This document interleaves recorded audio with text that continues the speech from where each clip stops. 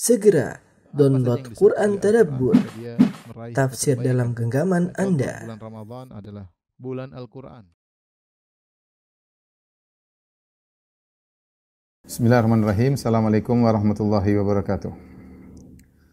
Alhamdulillahi ala ihsani wa syukrulahu ala taufiqihi wa amtinani. Asyhadu an la ilaha illallah wahdahu la syarika lahu ta'ziman li sya'nihi wa asyhadu anna Muhammadan abduhu wa rasuluhu da'ila ridwani. Allahumma shalli alaihi wa ala alihi wa ashabihi wa ikhwani.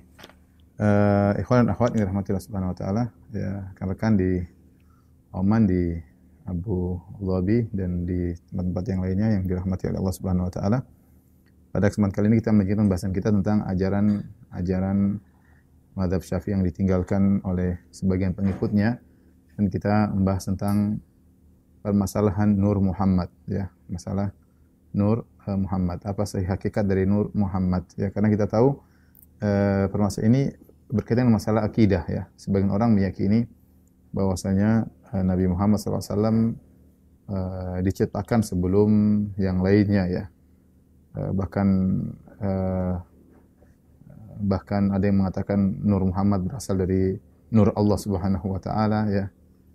Bahkan ada yang berpendapat bahwasanya Nur Muhammad adalah qadim, azali, ya, dan berbagai macam pemikiran-pemikiran yang tersebar di tengah-tengah kaum sufiyah yang ekstrim. Nanti kita akan bacakan pernyataan-pernyataan mereka, pernyataan orang-orang dianggap ulama sufiyah di tanah air, ya, di tanah air, tentang masalah Nur Muhammad, yang pemahaman ini berasal dari suatu hadis yang palsu, ya, dan kita tahu di antara ciri ahlul bidah adalah berdalil dengan hadis palsu untuk membangun akidah mereka.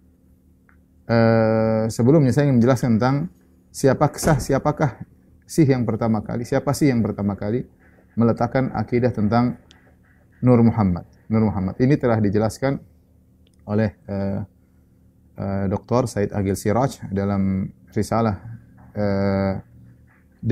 disertasi beliau, S3 beliau, Silatullah bil Kaun, tentang keterkaitan Allah dengan alam semesta dalam perspektif orang-orang kaum tasawuf, orang sufiyah. Beliau menjelaskan ketika membahas tentang masalah Al-Hallaj, ya. Al-Hallaj dalam kitabnya Tawasil menjelaskan bahwasanya Nur Muhammad adalah qadim. Cahaya Muhammad adalah qadim, dan ini dia yang pertama kali membawa akidah Nur Muhammad menurut Dr. Said Agil Siraj. Siapakah Al-Hallaj? Al-Hallaj adalah seorang tokoh sufi, ya, yang berkeyakinan tentang hululiyah. Hululiyah itu dia meyakini bahwasanya Allah bersatu dengan dirinya. Allah bersatu dengan dirinya, dan dia lahir pada tahun 244 Hijriah, dan disebut dalam biografinya asalnya dia adalah seorang yang soleh, bahkan hafal Quran. Di masa muda belasan tahun beliau sudah hafal Quran, tapi kemudian beliau belajar sufiyah dan akhirnya menyimpang, dan akhirnya merasa bahwasanya Allah bersatu dengan dirinya. Namanya adalah Al-Husain bin Mansur Al-Hallaj. Di awal ketika beliau berdakwah, Al-Hallaj ini dia berbicara tentang masalah hati, ya. Masalah hati, tentang hal-hal yang pelik yang berkaitan dengan masalah hati, sehingga dikatakan beliau diberi julukan dengan Al-Hallaj. Al-Hallaj itu dari halaj, artinya Al-Hallaj itu aslinya adalah seorang yang tukang melepaskan kapas dari kulitnya, ya. Kapas dilepaskan dari kulitnya namanya Al-Hallaj. Orang yang kerjanya seperti itu, melepaskan kapas dari kulitnya untuk dipintal, itu namanya Al-Hallaj. Seakan-akan dia melepaskan hati dari kotoran-kotorannya. Artinya dia orang yang perhatian tentang masalah hati, sehingga dia diberi julukan dengan Al-Hallaj. Namanya adalah Al-Husain bin Mansur, namun diberi julukan dengan Al-Hallaj. Sampai kesesatan yang semakin bertambah, sampai dia mengaku dirinya adalah Tuhan. Dia mengatakan Anal Haq, ya. Subhani, dia bukan orang subhanallah, dia mengatakan Subhani, maha suci aku. Karena dia merasa Allah bersatu dengan dirinya. Al-Hulul, ya. Ini beda dengan wahdatul wujud. Ini sudah kita jelaskan dalam pembahasan lebih detail perbedaan antara wahdatul wujud dengan al-hululiyah dan yang lainnya ketika kita membahas tentang sufiyah. Tapi dia memiliki akidah al-hulul. Al-hulul yaitu Allah menempati makhluk. Allah menempati makhluk. Sampai dia memiliki karamat-karamat, ya. Makanya banyak yang mengikuti dia karena dia memiliki karamat-karamat. Az-Zahabi dalam kitabnya Siyar A'lam An-Nubala ketika menjelaskan tentang biografi Al-Hallaj, disebutkan Al-Hallaj datang berdakwah di Baghdad, di banyak kota, dan dia mengatakan kepada mereka, apa yang kalian minta akan aku kabulkan. Apa yang kalian minta akan aku kabulkan. Disebut oleh salah seorang dari para hadirin berkata, wahai Al-Hallaj, aku ingin makan buah ini, makan buah apel. Ketika itu bukan musim apel ya. Mungkin bukan musimnya, tapi dia bilang, saya ingin makan buah apel.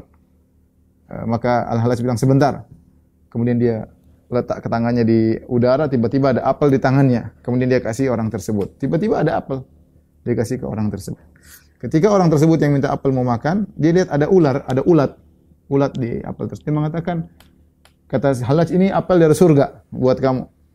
Dia bilang, ya Hallaj, apel dari surga kok ada ulatnya. Kata Al-Hallaj mengatakan, ini apel keluar dari Darul Khulud, dari tempat abadi, kemudian Darul Baqa, kemudian pindah ke Darul Fana, pindah ke dunia akan sirna, maka mengalami terkontaminasi dengan kerusakan dunia, makanya ada ulatnya. Ya mungkin apa namanya? Sistem pengirimannya kurang pas sehingga terkena ada ulatnya ya. Ini kebohongan Hallaj. Itu ada jin yang mengambilkan apel tersebut untuk Hallaj, tetapi jinnya tidak milah-milih, ternyata apel tersebut ada ulatnya. Ini diantara kisah yang disebutkan oleh Az-Zahabi dalam Syiar A'lam Nubala. Di antara kisah juga disebutkan bahwasanya karena dia mau sebagai Tuhan, dia datang ke Baghdad, kemudian dia mengirim anak buahnya, muridnya kepada seorang ulama atau seorang terkenal di situ. Katakan kepada orang si fulan tersebut, minta apa saja akan aku kabulkan. Akhirnya orang ini mengatakan, dia bilang, sampaikan kepada Al-Hallaj bahwasanya saya seorang yang suka dengan wanita. Saya paling senang dengan perempuan. Cuma saya sudah tua. Dan kepala saya kepala saya botak sini. Saya minta Al-Hallaj, kalau bisa kembalikan rambut saya tumbuh lagi, sekarang saya sudah botak, kemudian jenggot saya sudah putih, saya ingin hitam kembali supaya saya bisa menggoda para wanita lagi. Artinya dia minta dimudahkan kembali. Al-Hallaj tidak mampu untuk buat dia mudah kembali. Dia Tuhan, tapi Tuhan kemampuannya terbatas ya.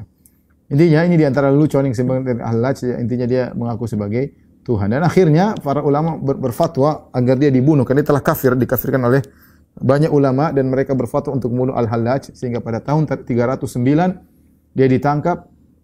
Setelah ditangkap kemudian dipotong kedua tangannya dan dipotong kedua kakinya, dan dia masih hidup ya. Kemudian disalib, artinya disalib maksudnya ditaruh di atas di tiang, kemudian diikat atau diikat di situ dalam kondisi demikian ya, dan dia masih hidup. Kemudian kepalanya dipenggal ya karena dia murtad. Kemudian setelah itu jasadnya dibakar dan debunya ditebarkan di Sungai Dujlah di Irak. Ya. Ini kesudahan dari Al-Hallaj, dan dialah yang pertama kali memiliki akidah Nur Muhammadi. Nur Al-Muhammadi dalam kitabnya Tawasin. Ya. Kalau saya membacakan perkataan Hallaj dalam kitab Tawasin ya panjang ya. Tapi kita bacakan sebagiannya ya. Intinya ketika dia memuji Nabi sallallahu alaihi wasallam, dia berkata, anwarun nubuwah min nurihi barazat, yaitu nur-nur kenabian berasal dari cahaya-cahaya kenabian, berasal dari cahayanya Nabi sallallahu alaihi wasallam. Wa anarhum min nurihi zaharat, dan cahaya-cahaya para nabi berasal dari cahaya nabi yang nampak. Walaysa fil anwari nurun anwar wa adhar wa aqdam minal qidam siwa nuri sahibil karam. Ya, bahwasanya tidak ada cahaya yang lebih nampak dan lebih qadim ya selain nurnya cahaya Nabi Muhammad sallallahu alaihi wasallam. Himmatuhu sabaqatul himam wa wujuduhu sabaqal adam. Keberadaan nur tersebut mendahului ketiadaan.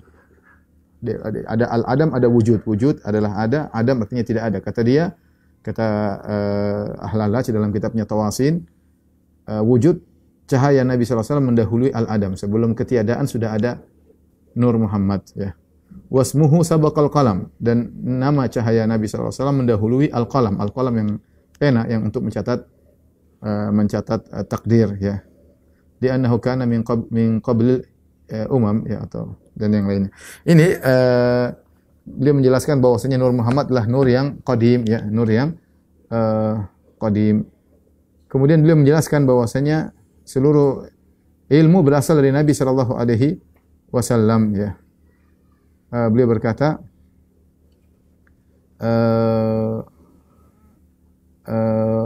fawqahu ghamamatun barakat wa tahtahu burqatun lama'at wa asyraqat wa amtarat wa athmarat al-ulum kulluha qatratun min bahrihi. Sungguhnya ilmu seluruhnya berasal dari lautan cahaya Nabi sallallahu alaihi wasallam. Wal hikam kulluha ghurfatun min nahrihi. Seluruh hikmah-hikmah berasal dari cidukan dari sungai Nabi atau sungai cahaya Nabi sallallahu alaihi wasallam ya.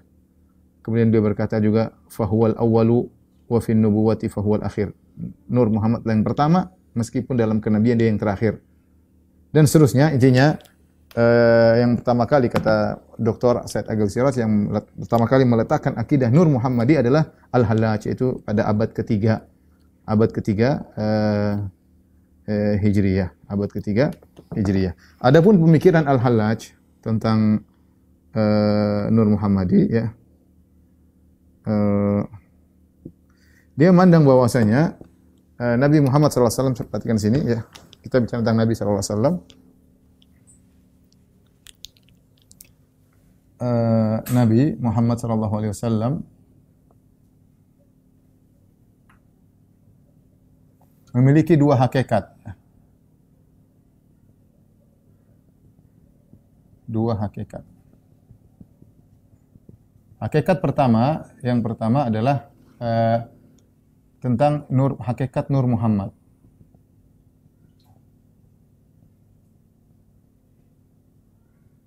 Yang ini adalah qadim, azali. Yang tadi dia katakan bahwasanya keberadaan Nur Muhammad ada sebelum ketiadaan ya. Bahkan ada sebelum adanya al-qalam. Sebelum pena yang diciptakan Allah untuk mencatat alam semesta sudah ada Nur Muhammad. Hakikat yang kedua, ini yang hadis, yaitu hakikat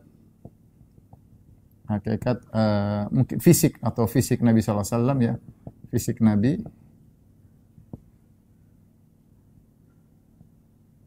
Maka ini hadis baru belakangan.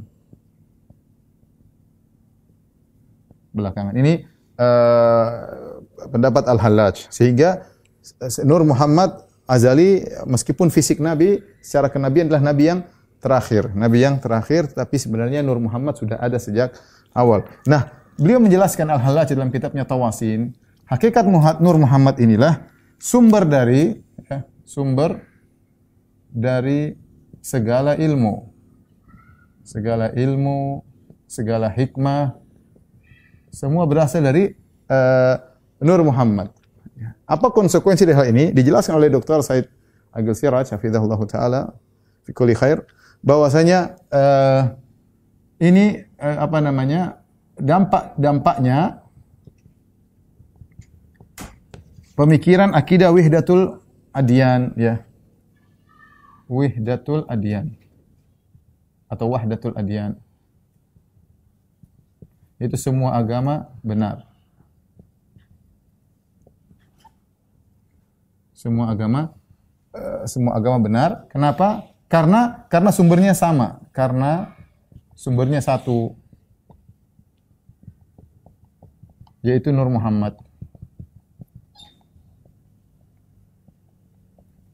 Nur Muhammad. Oleh karenanya ketika disebut dalam cerita ketika Al-Hallaj mendengar ada seorang mencaci maki Yahudi, seorang Yahudi kemudian mengatakan mencelanya, maka Hallaj menegur. Buat apa kau mencela Yahudi? Ya, intinya dia ingin menjelaskan bahwasanya semuanya sama, bersumber dari Nur Muhammadi, bersumber dari sumber yang sama, sehingga tidak perlu saling menyalahkan. Ini penjelasan tentang pemikiran Al-Hallaj tentang Nur Muhammad. Ini yang pertama kali. Ini pemikiran apa? Pemikiran Al-Hallaj ya. Ini pemikiran Al-Hallaj. Al-Husain bin Mansur namanya Al-Husain bin Mansur. Yaitu dari tahun 244 wafat 309. Jadi intinya abad ketiga. Pemikiran Nur Muhammad ini baru muncul abad ketiga. Kemudian sekarang dilanjutkan, ini dilanjutkan oleh kaum Sufiyah sekarang ya. diteruskan oleh kaum Sufiyah. Oleh kaum Sufiyah. Di dunia ini, termasuk di Indonesia, termasuk di Indonesia.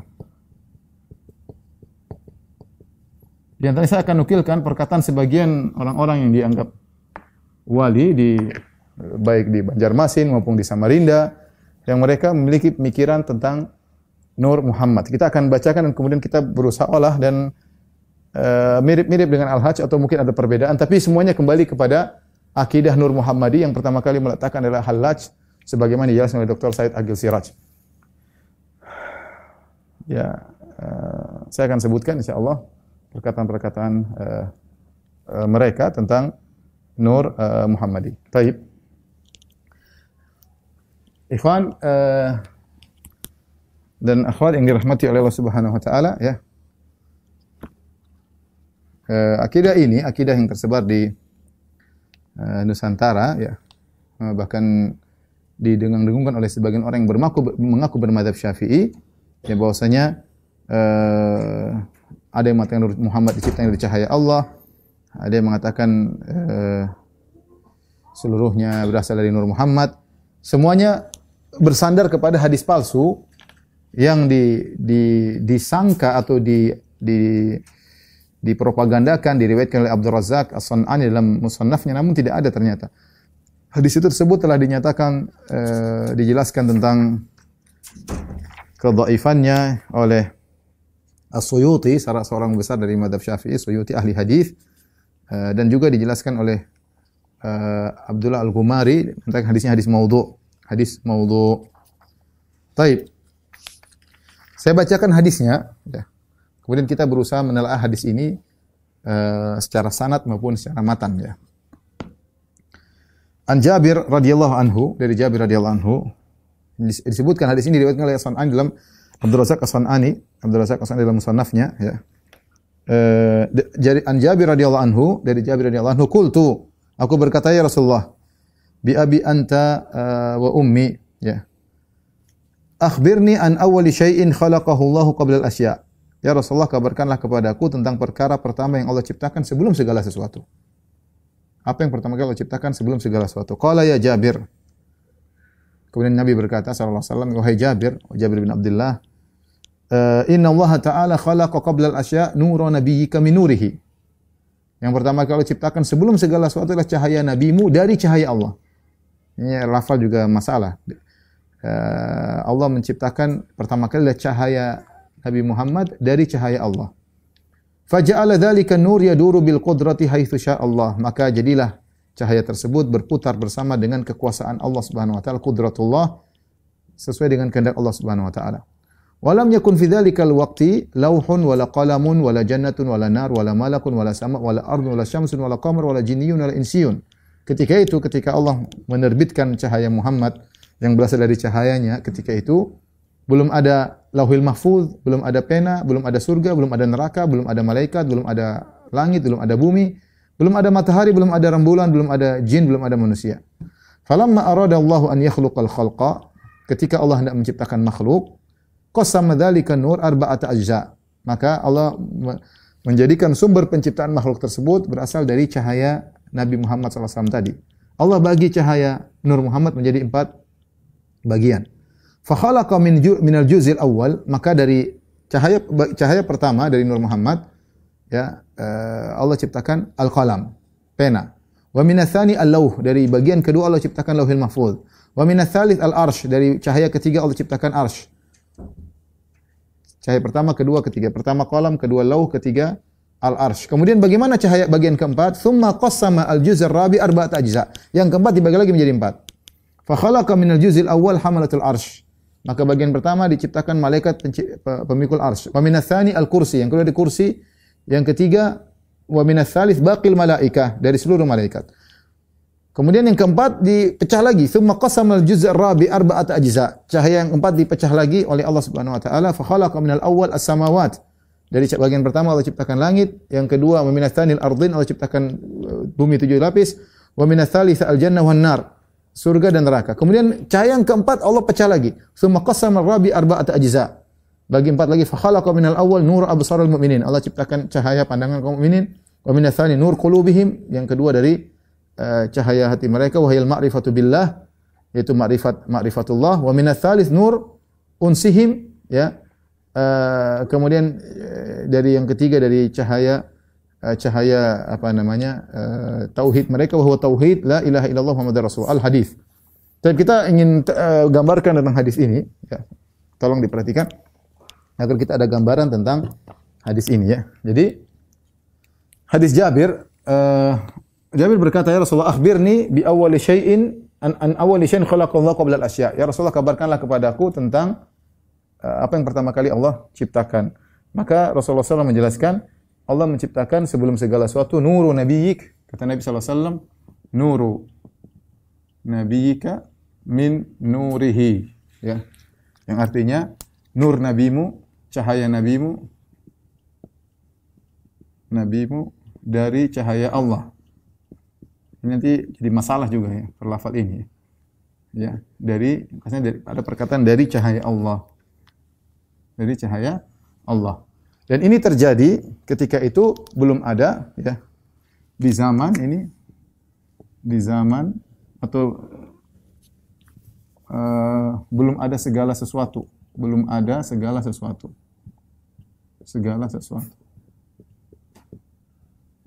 ada pena, lauhil mahfuz, belum ada malaikat, langit, bumi,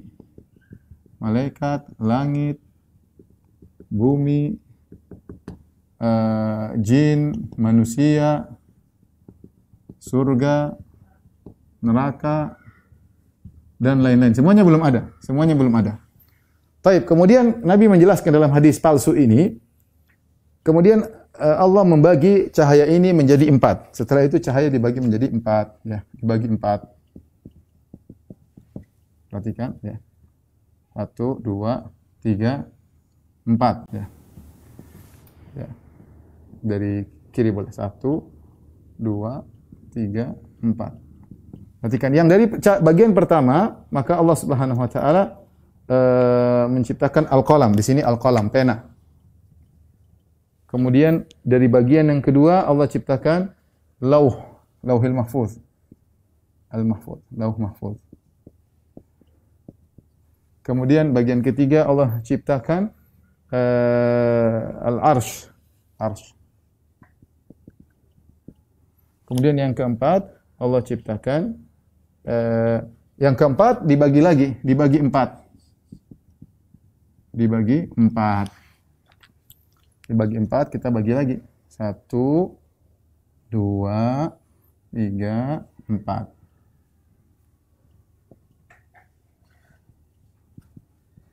Ini hadis Jabir. Maka yang dari pertama, dari 4 ini, perhatikan 4 ini, ya, dibagi 4. Yang pertama dibagi hamalatul arsh, malaikat pemikul arsh. Kemudian setelah itu kursi. Kemudian malaikat yang lain. Malaikat seluruhnya.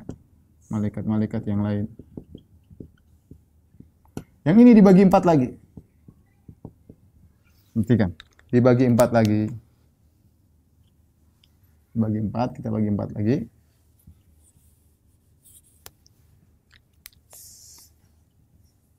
Satu, 2, 3, 4. Maka yang pertama jadi langit dan bumi. Langit 7 lapis.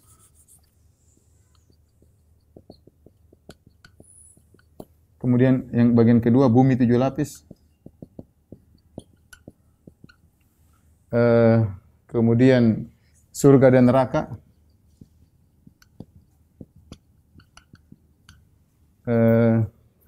Kemudian yang keempat dibagi 4 lagi. Ini tentu hadisnya masih panjang, ya. Dibagi 4 lagi. Dibagi 4 lagi. Tapi kita bagi lagi 1, 2, 3, 4 ya. 1, 2, 3, 4. 1, 2, 3, 4. Baik, yang pertama nur absarul mukminin, cahaya pandangan kaum mukminin. Cahaya pandangan kaum mukminin. Kemudian yang kedua diciptakan cahaya hati mereka, yaitu makrifat kepada Allah. Makrifat kepada Allah, makrifatullah. Kemudian yang ketiga tauhid. Kemudian yang keempat kayaknya dibagi lagi, saya tidak nukil lagi, ini dibagi lagi sepertinya dan seterusnya dibagi 4 lagi ya. Tapi saya cukup nukil sampai di sini dan seterusnya. Baik, inilah kita tinjau hadis ini. Ditinjau kita kalau meninjau hadis dari sisi sanad maupun dari sisi matan. Dari sisi sanad kita tidak ada sanadnya. Hadis ini dikatakan diriwayatkan oleh Abdul Razak dalam kitabnya yaitu Musannaf ya. Namun tidak ditemukan ya. Tidak ditemukan riwayat ini dalam Musannaf. Tidak juga dalam tafsirnya ya, tidak dalam musannafnya, dalam jami'nya ya. Oleh karenanya hadis ini secara sanad palsu. Didhaifkan oleh kata Suyuti wal hadits madhkur fi soal laisa lahu isnadun yu'tamadu alaihi. Ini kata Suyuti tidak ada sanadnya. Ini hadis ya. Kata Suyuti tidak ada sanadnya. Ulama Syafi'i ya. Kemudian kata Gumari hadis maudhu, hadis palsu. Hadis palsu. Ini secara sanad. Secara sanad ini adalah hadis palsu ya. Kemudian kalau kita tinjau dari sebagian mereka mengatakan bagaimana dikatakan hadis palsu sementara kita dapati dalam bahkan saya bacakan perkataan Gumari, wabil jumlah fal hadis munkar maudhu la asrahu fi kutubis sunnah. Hadis-hadis munkar. Munkar berarti matanya bermasalah ya. Maudhu palsu ya. Kemudian tidak ada sumbernya sama sekali dalam buku-buku hadis enggak ada. Dalam buku-buku hadis enggak ada. Sebagian mereka mengatakan bagaimana hadis palsu? Mereka mengatakan sementara hadis ini disebut dalam kitab-kitab Maulid ya, dalam kitab-kitab yang jelas tentang Maulid seperti Al-Barzanji, seperti Syaraful Anam, kemudian Ad-Dibai dan kitab-kitab Maulid baik di India maupun Maroko, maka dibantah oleh Abdullah bin Siddiq Al-Gumari. Beliau berkata, itu bukan buku-buku hadis ya. Sejak kapan buku-buku Maulid tersebut kemudian dijadikan sumber buku-buku hadis? Intinya hadis palsu meskipun terdapat dalam buku-buku Maulid. Ya. Saya bacakan perkataan Al-Gumari. Al-Gumari ini adalah salah seorang tokoh yang dia ada kecenderungan kepada pemahaman sufiyah, tapi dalam hal ini dia membantah mereka karena parah masalahnya. Dia mengatakan, "Ma yujadu fi kutubil Maulidin Nabawi min ahadits la khitama laha wa la zimama hiya minal ghulu alladzi nahallahu wa rasul anhu." Yang terdapat dalam buku-buku Maulid Nabi yang dibacakan ketika acara Maulid Nabi berupa hadis-hadis yang tidak ada sanadnya, ya, tidak ada pegangannya. Dia termasuk ghulu, berlebih-lebihan kepada Nabi yang Allah melarangnya dan Rasul juga melarang hal tersebut. Fatahrumu qira'atu tilkal kutub. Perhatikan ini mengatakan haram baca buku-buku tersebut. Haram baca buku tersebut. Wala yuqbalu al-i'tidhar anha bi annaha minal fadail. Bi annaha fil fadail. Tidak ada uzur, jangan mengatakan ini masalah fadail amal.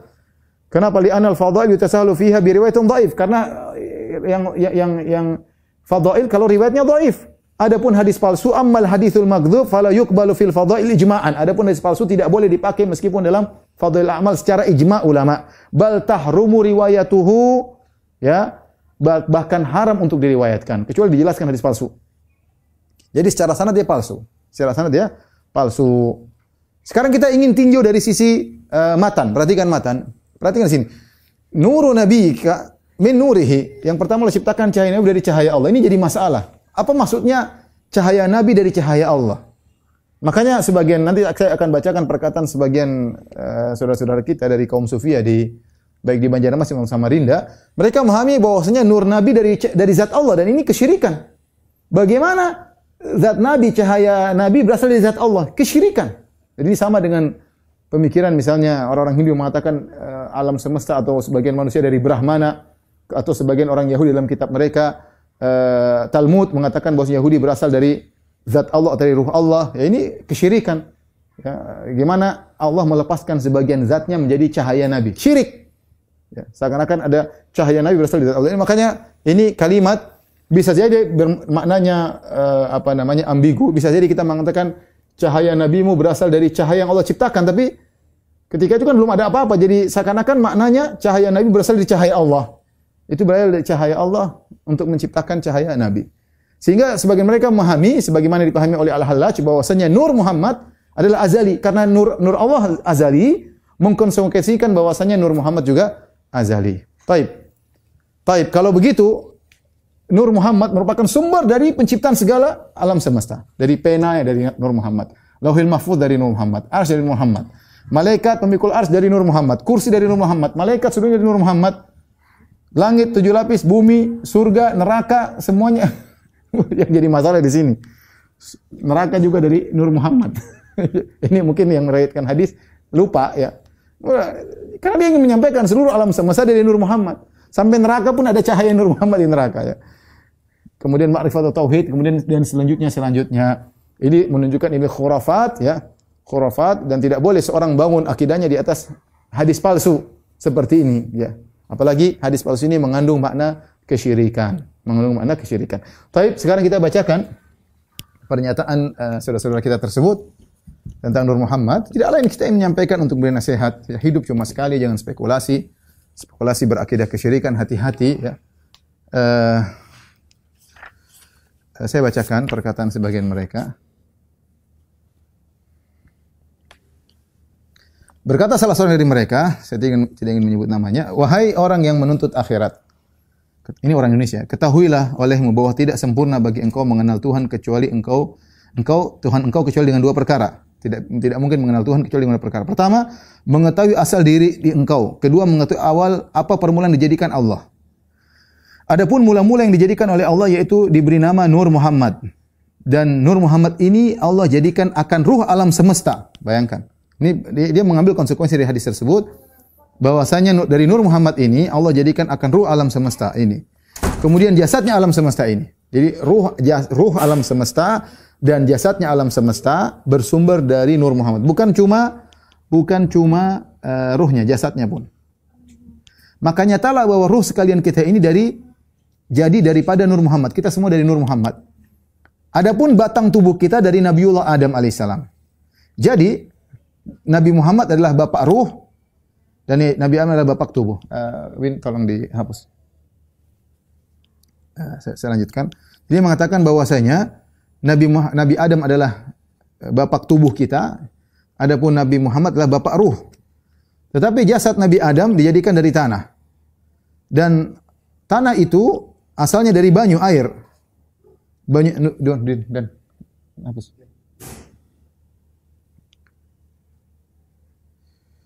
Tapi jasad Nabi Adam dijadikan dari tanah dan tanah itu asalnya dari banyu, air.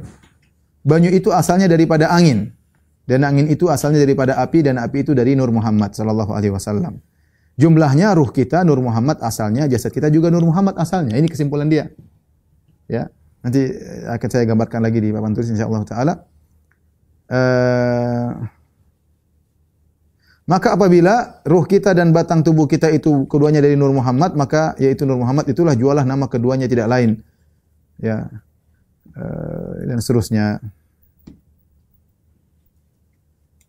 Kemudian mengatakan kemudian misrakanlah yang demikian itu kepada alam yang lainnya. Artinya jangan ada lagi yang lain, hanya sebagaimana misra air dengan tumbuh-tumbuhan, niscaya akan membukakan Allah Ta'ala hati engkau akan melihat keelokan zatnya yang wajibul wujud lagi suci adanya. Karena tubuh kita yang kasar ini sekali-sekali tidak dapat mengenal Allah kecuali dengan perantaraan nurnya. Nurnya itu misra pada kita dengan perantaraan Nur Muhammad. Enggak tahu misra maksudnya apa. Jika kita tidak ada Nur Muhammad, niscaya kita tidak ada sama sekali. Kalau kita tidak ada sama sekali, bagaimana hendak mengenal Tuhan? Jadi adanya kita dengan Nur Muhammad, mengenal Allah pun dengan Nur Muhammad. Oleh sebab itu, karena ia adalah Nur Muhammad, lagi terhampir pada wujudnya Ta'ala, tidak ada yang paling hampir kepada Allah kecuali Muhammad. Saya ingin menyampaikan perkataan beliau, ya. Logika tentang Nur Muhammad.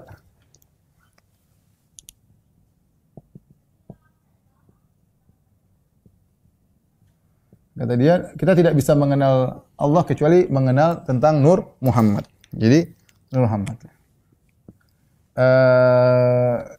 Dia menjelaskan bahwasanya alam semesta, kata dia, alam semesta, ruh alam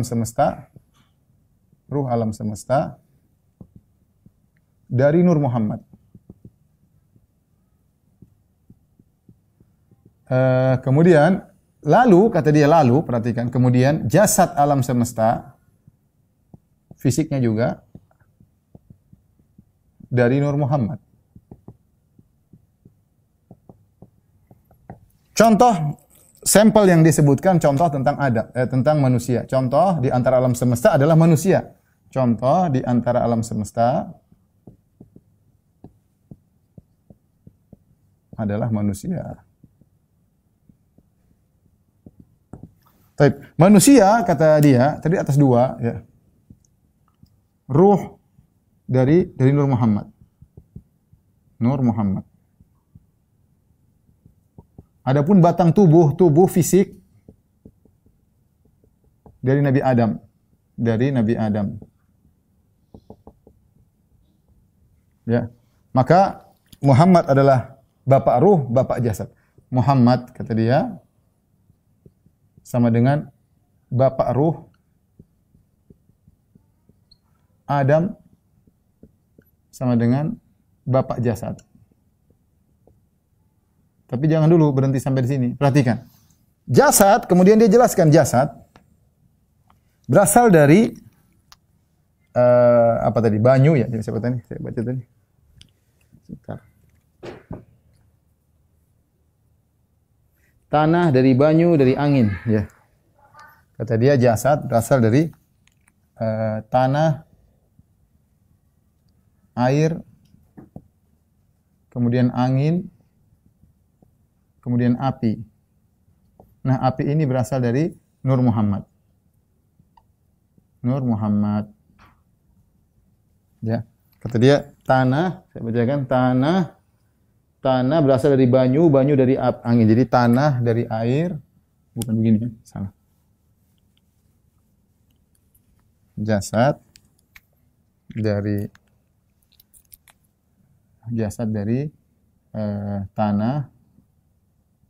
tanah berasal dari banyu, kemudian banyu berasal dari angin berasal dari api dari atau banyu, kemudian banyu dari angin, kemudian angin dari api dari Nur Muhammad. Kesimpulannya jasad juga ternyata kembali kepada Nur Muhammad, ya. Sehingga dia menyimpulkan bahwasanya ruh alam semesta dari Nur Muhammad, lalu jasad juga kesimpulannya dari Nur Muhammad. Jadi semuanya Nur Muhammad. Semua dari Nur Muhammad. Contohnya manusia dari Nur Muhammad. Ini akidah yang kembali kepada hadis palsu tadi. Hadis palsu tadi bahwasanya semua berasal dari Nur Muhammad, ya. Katanya tidak bisa mengenal Allah kecuali dengan meyakini akidah ini. Akidah yang tidak benar, menyimpang, dibangun di atas hadis palsu. Kemudian ada juga yang berkata di antara mereka, di semuanya saya ambil dari YouTube, ya, ada semua, ya. Kalau boleh cari sebelum dihapus ada, ya. Ada lagi yang berkata, kalau ruh Nabi itu langsung dari zat Allah, ini yang saya khawatirkan, ini syirik. Kalau ruh Nabi itu langsung dari zat Allah ruh Nabi, ini repot. Akhirnya melazimkan wahdatul wujud. Kalau nur Nabi dari zat Allah, berarti ya ini bagian dari zat Allah. Kemudian alam semesta dari nur Nabi, ya repot. Semuanya berarti kembali kepada zat Allah. Ini adalah akidahnya Platonis, ya. Aflutin dalam akidah Al-Faid. Sebagaimana kita pernah jelaskan tatkala kita bahas tentang falasifah, ya. Dia mengatakan kalau nasab ruhnya atau nasab hakikatnya dari Allah sebagaimana dalam hadis nuru nabiyyika min nurihi. Nur cahaya Nabi berasal dari cahaya Allah. Artinya ruh Nabi atau nur Nabi atau hakikat Nabi dijadikan Allah makhluk tapi dari zat Allah. Makhluk tapi dari zat Allah. Kemudian ada di antara mereka juga yang berkata misalnya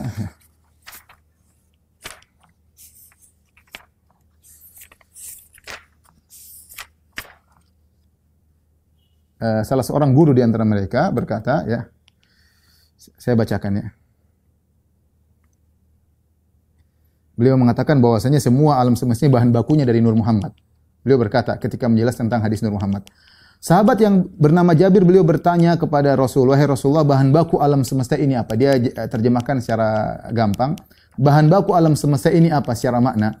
Katanya Rasul SAW, wahai Jabir, bahwa bahan baku, bahan asal dari semua apapun yang ada adalah nur nabimu.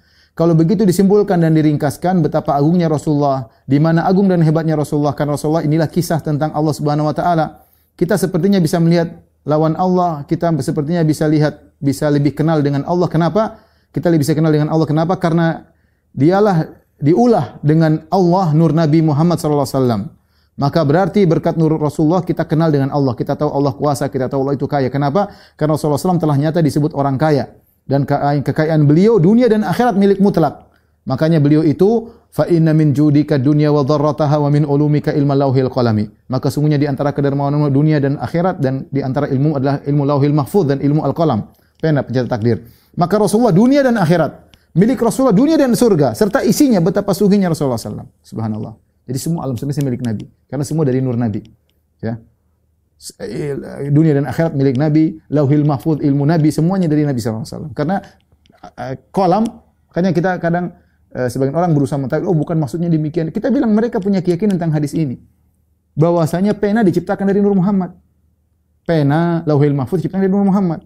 Oleh karenanya Nabi mengetahui seluruh isi lauhil mahfuz. Kenapa? Karena pena diciptakan dari Nabi, dari alam semesta, bahan bakunya dari Nur Muhammad.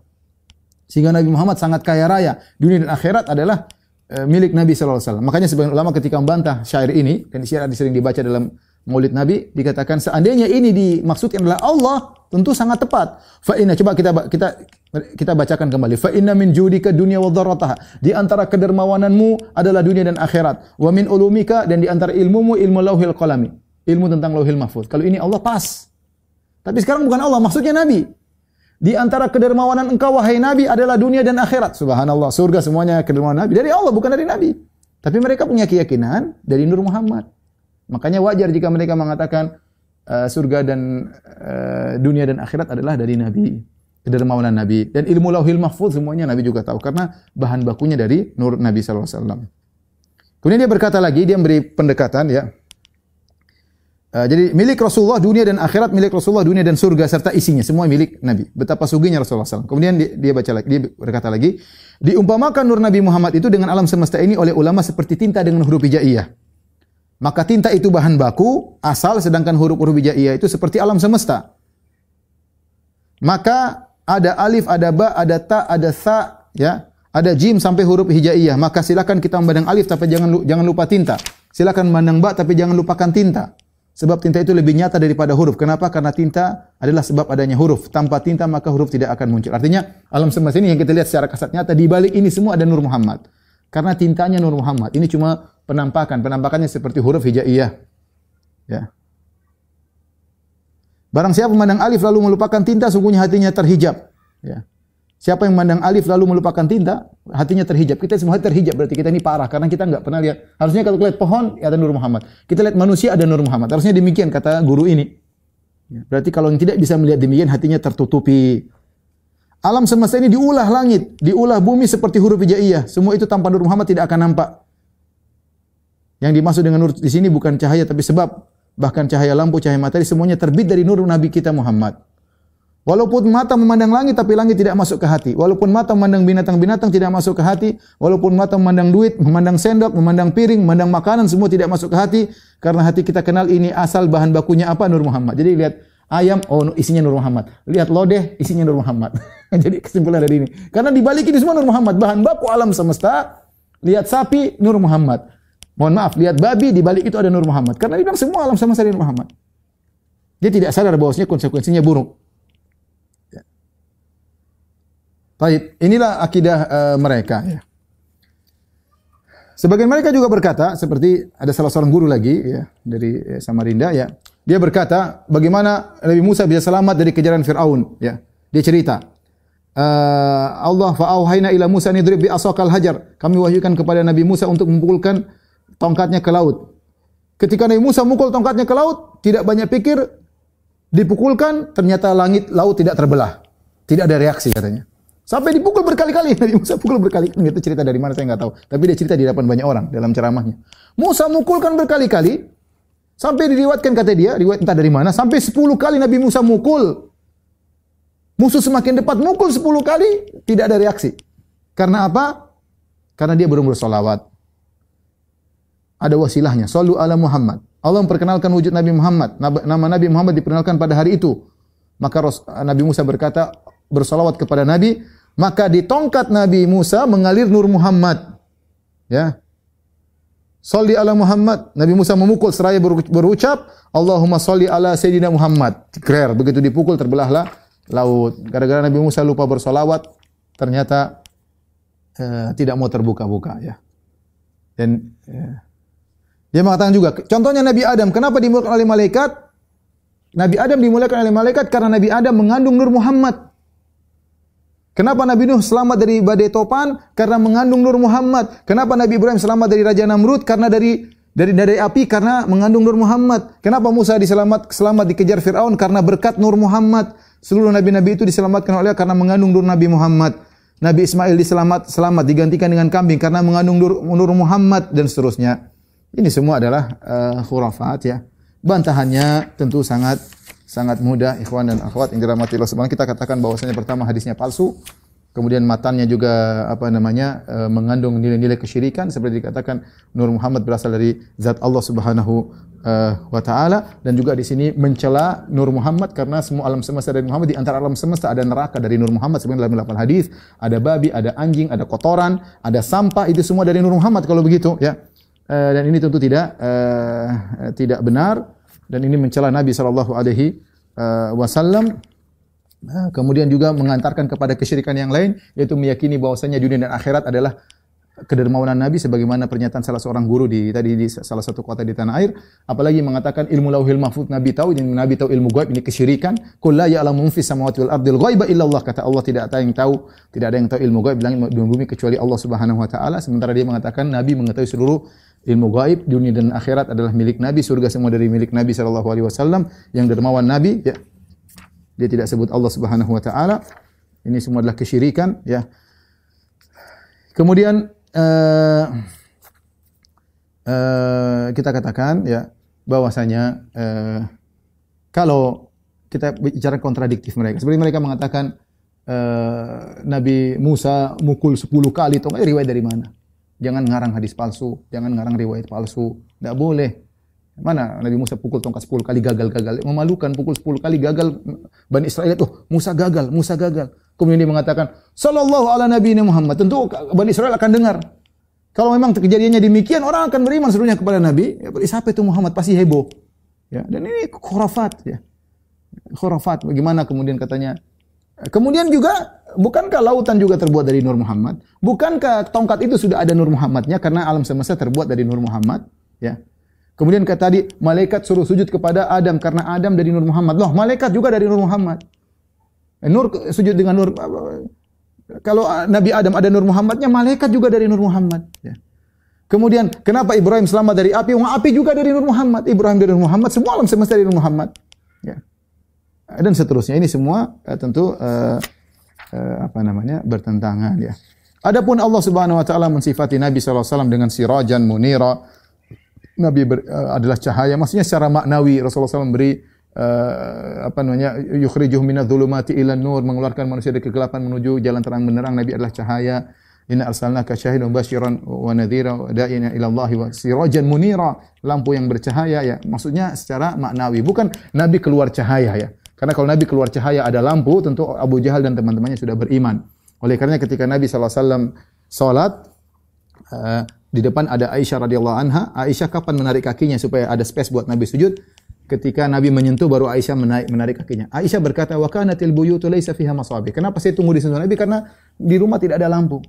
Kalau tubuh Nabi bercahaya, tentu Aisyah lihat, oh Nabi mau sujud, sehingga dia tidak perlu tunggu disentuh. Tapi dia mengatakan karena tidak ada lampu, maka saya tidak lihat Nabi. Ya, demikian juga ketika Aisyah terbangun di malam hari, cari-cari Nabi di mana?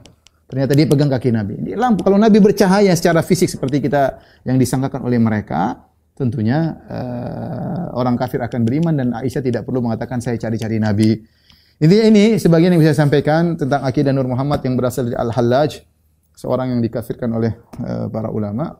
Wallahu ta'ala alam bisawab. Demikian wabillahi taufik wal hidayah. Assalamualaikum warahmatullahi wabarakatuh. Subhanakallahumma wa bihamdika asyhadu an la ilaha illa anta